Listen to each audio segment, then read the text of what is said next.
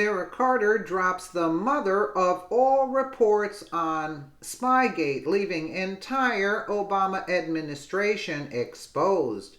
By Erin Moreno for TruthFeedNews.com. Investigative journalist Sara Carter just dropped the mother of all bombshell reports on the Spygate scandal, unearthing evidence never seen before. Carter explains that not only does this new evidence contradict the FBI DOJ's timeline of the Russia-Trump investigation, but the entire probe originated in Great Britain, not America. From Sara Carter, over the past month, a number of articles had made reference to the timeline surrounding the Obama administration's counterintelligence operation into President Donald Trump's campaign's alleged ties to Russia. Investigations conducted by congressional and Senate committees are entering the second year, and what has been pieced together by investigators battling for documents every step of the way challenges the information the FBI and former senior Obama administration have revealed about the investigation. Their evidence is at odds with the DOJ-FBI timeline leaked to various news outlets, indicating the investigation began in late summer of 2016. These discrepancies make it all the more important that the DOJ and FBI turned over documents to the congressional oversight committees who are investigating what looks like an abuse and weaponization of the tools used by U.S. federal law enforcement and the intelligence community. In a December 2017 article, I interviewed numerous intelligence officials and whistleblowers who say what happened in the Trump campaign is a microcosm of ongoing abuse of the intelligence apparatus, and explain why the American public has a right to know what happened. But the FBI's Russia-Trump investigation has become more of a Pandora's box, and the revelations lead to multiple unanswered questions on the part of all the players involved. What was the evidence that allowed the Obama administration to open a counterintelligence investigation into the Trump campaign? We still don't have an answer, but we're closer than ever to unraveling what happened and why. If the FBI was truly concerned that Russians were trying to influence the campaign, why didn't the Bureau give a defensive briefing to alert the campaign about these concerns? What role did the offices of the Director of National Intelligence, the CIA, and NSA have in the investigations? Unfortunately, the FBI and DOJ have stonewalled the American public's right to know, along with congressional oversight efforts, and so many questions are left unanswered. What we do know is that a bulk of the information regarding advisors with the Trump campaign was gathered in England. We also know that Great Britain's intelligence apparatus, along with other allied nations' intelligence networks, were also gathering communications and data on officials of the Trump campaign while overseas. How much information shared with the U.S. authorities, and what was the nature of intelligence sharing? Here is what the timeline, based on leaks in the press and information obtained by lawmakers, reveals, and why it is so important that the President and Congress do everything in their power to find out what happened and wrap up this investigation. Flynn, Page, Papadopoulos, and Steele, a timeline of events. Late 2015, no date specified, according to several former and current Western intelligence sources who spoke to this reporter. The investigations into President Donald Trump and his campaign began much earlier than has been reported, and for that matter, it did not begin in the United States, rather across the Atlantic Ocean in Great Britain. Intelligence community counterparts in Great Britain, specifically GCHQ, which is similar to America's NSA, had already begun looking into what they alleged was contact between Russians and some members of the Trump campaign and played an early prominent role, according to these sources. But whether that information was requested by the U.S. as assistance to an investigation here or whether the British began the investigation on their own is still not clear.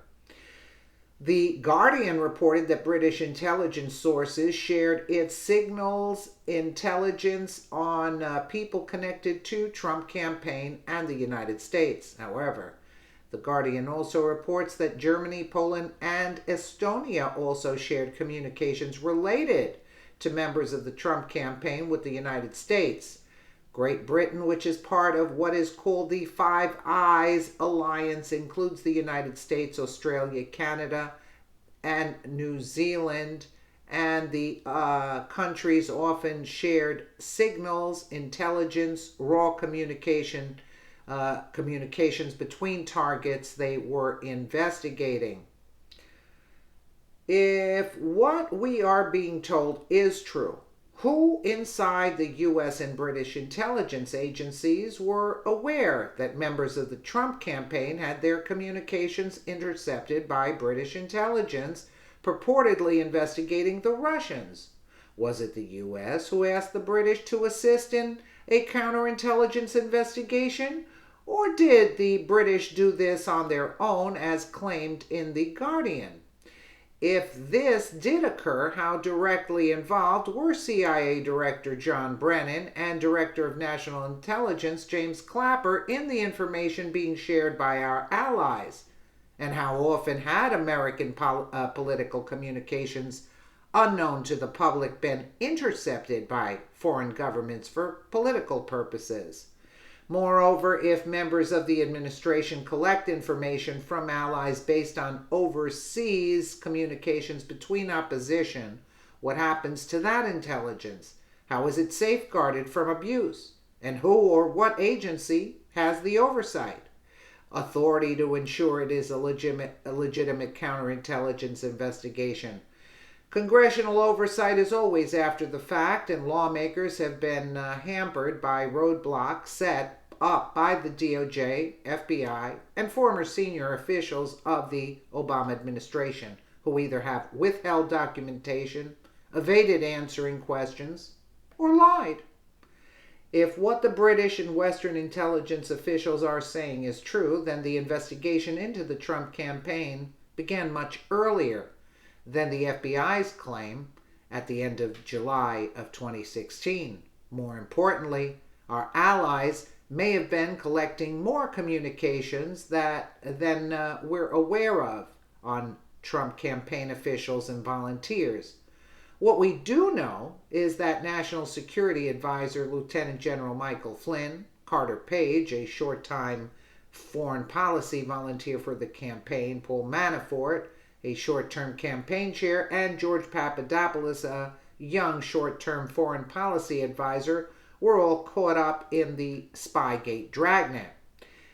December 10, 2015, retired Lieutenant General Michael Flynn, who was the former head of the Defense Intelligence Agency, goes to Moscow to give a speech at an event held by Russian television, a Russian government-funded news agency known as RT, and Flynn was paid $45,000 through his speaker's bureau, which arranged for him to speak at the event. Jill Stein, who was the Green Party's presidential candidate, was also seated at the same table as Flynn, along with the Russian president, Vladimir Putin.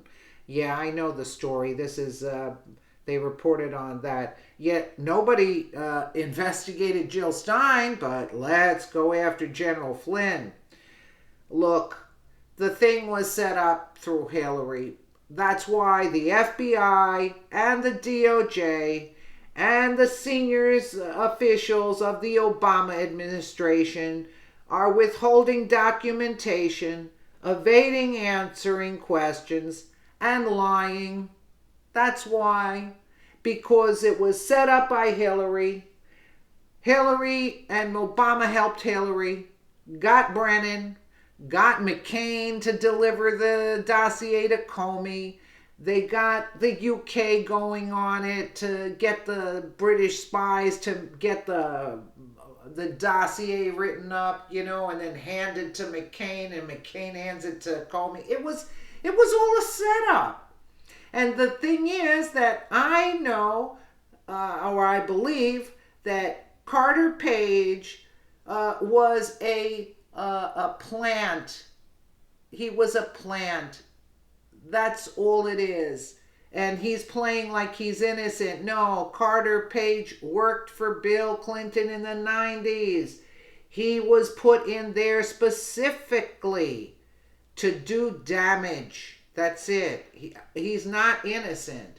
And this was all a setup so they can get something. And with all of this that took place, all these Brennan, Clapper, Hillary, the UK, all the MI6, they still couldn't get any dirt on Trump, even with plants inside and spies inside his, his campaign. I mean, you know what I'm trying to say? Like, nobody is that perfect. You get it? And and they can't get anything on Trump. Look, all these people were players. They're deep state players, and they are the New World Order people. I will repeat it, and that's what I believe, that these people, like Obama said, he wanted to transform America. What did you want to transform about America? And why did you become president? Since you didn't like America, why did you become president? Oh, so he could transform it. And he with the help of his cronies and backers like Soros, yeah, that's what took place. A big change. And the idiots that fall for it, they're only falling for it to put themselves in chains later on in life. I mean, it is, it's like you're helping, the liberals are helping put nooses around their own necks by sticking up for these kind of policies and these kind of people. They don't even realize they're so blinded and brainwashed. Let me know what you guys think in the comments below. And again, thank you so much for watching.